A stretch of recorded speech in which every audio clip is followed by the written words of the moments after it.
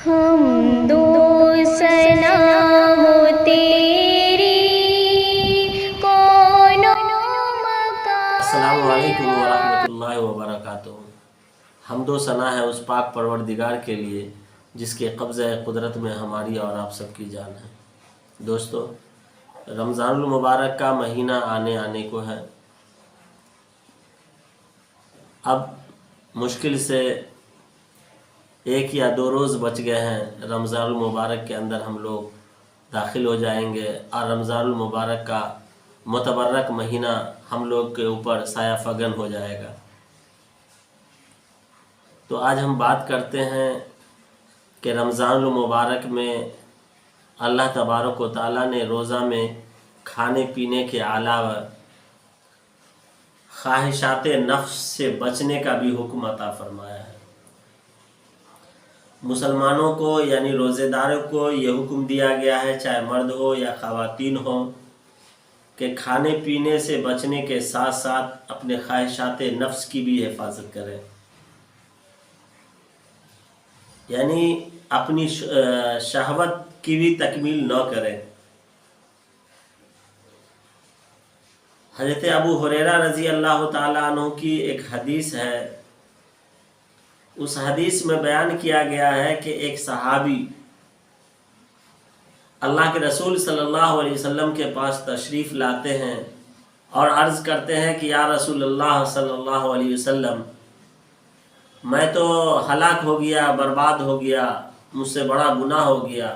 اللہ کے رسول صلی اللہ علیہ وسلم نے فرمایا آخر کیا گناہ ہوا؟ اس صحابی نے کہا کہ اللہ کے رسول صلی اللہ علیہ وسلم، میں روزے کے حال میں تھا اور میں نے اپنی بیوی سے ہم بستری کر لیا۔ تو اللہ کے رسول صلی اللہ علیہ وسلم نے فرمایا کہ اب تمہارے اوپر کفارہ لازم آ گیا، اب یا تو تم غلام آزاد کرو۔ اس شخص نے کہا میرے پاس غلام نہیں ہے۔ اللہ کے رسول نے فرمایا کہ تم 60 مسکینوں کو 2 وقت کھانا کھلاؤ۔ اس نے کہا اللہ کے رسول میں تو خود غریب ہوں، میرے پاس تو خود کھانے کو نہیں ہے، میں 60 آدمی کو کیسے کھانا کھلا سکتا ہوں؟ اللہ کے رسول صلی اللہ علیہ وسلم نے فرمایا یا تو تم 60 روزے رکھو۔ اس صحابی نے کہا کہ اللہ کے رسول ایک روزہ میں تو حال یہ ہو گیا، میں 60 روزہ کیسے رکھوں؟ تو اللہ کے رسول صلی اللہ علیہ وسلم نے اس شخص سے اس کفارے کے بارے میں فرمایا، یہ 3 کفارہ جو روزہ کو جان بوجھ کر کے جو روزے کو خراب کرتے ہیں ان کے لیے 3 کفارہ ہے کہ یا تو غلام آزاد کرے، یا 60 روزہ رکھے، یا 60 مسکین کو کھانا کھلائے۔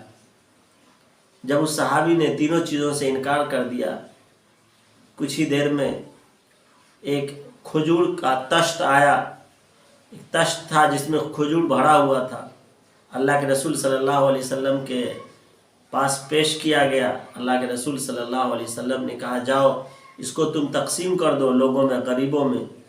تو شخص نے کہا کہ اللہ کے رسول میں خود بہت غریب ہوں۔ تو اللہ کے رسول صلی اللہ علیہ وسلم کو بہت ہنسی آئی، یہاں تک کہ حدیث میں آتا ہے کہ اللہ کے رسول صلی اللہ علیہ وسلم کے دانت نظر آنے لگ گئے۔ پھر اللہ کے رسول نے فرمایا جاؤ تم ہی کھا لینا۔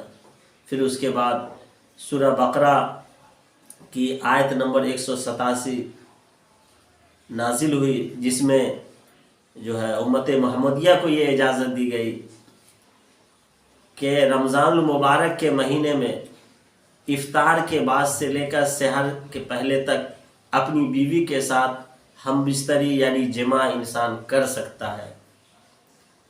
سحری کے بعد سے لے کر پھر افطار تک ہم بستری یعنی جماع اپنی بیوی کے ساتھ حرام ہے، نہیں کر سکتا۔ جس طرح کھانا پینا روزے دار کے لیے جائز نہیں، یعنی اسی طریقے سے نفسانی خواہشات کی تکمیل بھی جائز نہیں ہے۔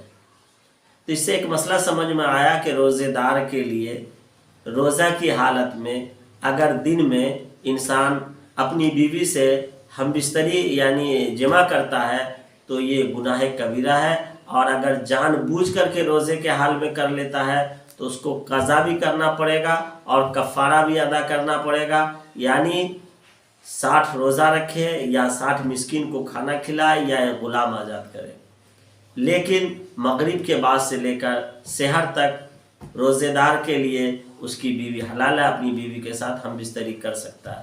پھر ایک سوال آتا ہے کہ کوئی شخص اگر روزے کے حال میں اپنی بیوی سے بوس و کنار کیا تو کیا اس کا روزہ رہا یا نہیں رہا یا ٹوٹ گیا؟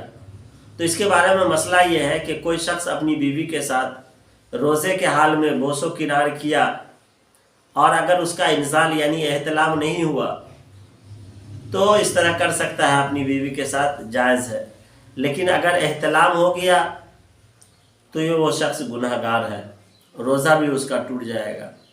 اور اگر اس شخص نے بوس و کنار سے آگے بڑھ کر کے اپنی بیوی کے ساتھ جمع کر لیا تو وہ شخص گناہ گار ہوگا، روزہ بھی نہیں ہوگا اور اس کے بعد جو ہے اس کے اوپر کفارہ بھی لازم آئے گا۔ پھر اسی طریقے سے ایک سوال آتا ہے کہ اگر کوئی شخص رمضان المبارک میں اپنی بیوی سے رات میں ہم بستری کیا یعنی جمع کیا اور جمع کرنے کے بعد اسے آنکھ لگ گئی اور سحری کے وقت آنکھ کھلی، تو اب وہ آدمی ناپاک ہے، غسل نہیں کیا ہے، تو ایسا شخص کیا اس ناپاکی کے حال میں اگلے دن کے روزہ کے لیے کیا نیت کر سکتا ہے اور سحری کر سکتا ہے؟ تو ایسے لوگوں کے لیے اجازت ہے کہ بغیر غسل کیے نیت بھی کر سکتا ہے اور جو ہے سحری بھی کر سکتا ہے۔ پھر فجر کی اذان ہوگی اور نماز کے لیے جو ہے چونکہ نماز فرض ہے، نماز فرض کے لیے اس کو غسل کرنا اس کے لیے لازم ہے، غسل کرے اور جا کر نماز پڑھے۔ ایک بات یاد رہے کہ غسل جو ہے نماز کے لیے ہے، روزہ کے لیے نہیں ہے۔ دوسری چیز کہ انسان مسلمانوں کے لیے یہ ہرگز درست نہیں ہے کہ زیادہ دیر ناپاک رہے، اور انسان نے جمع کیا ناپاکی کے حال میں آیا جنبی ہوا فوراً غسل کر لے۔ اللہ تبارک و تعالی ہمیں پاک صاف رہنے کی توفیق عطا فرمائے اور روزہ کو اس کے حقوق کے ساتھ ادا کرنے کی توفیق عطا فرمائے۔ اللہ ہمیں کہنے سے زیادہ عمل کی توفیق عطا فرمائے۔ اللہ ہمارا اور آپ سب کا حامی و ناصر ہو۔ السلام علیکم ورحمۃ اللہ وبرکاتہ۔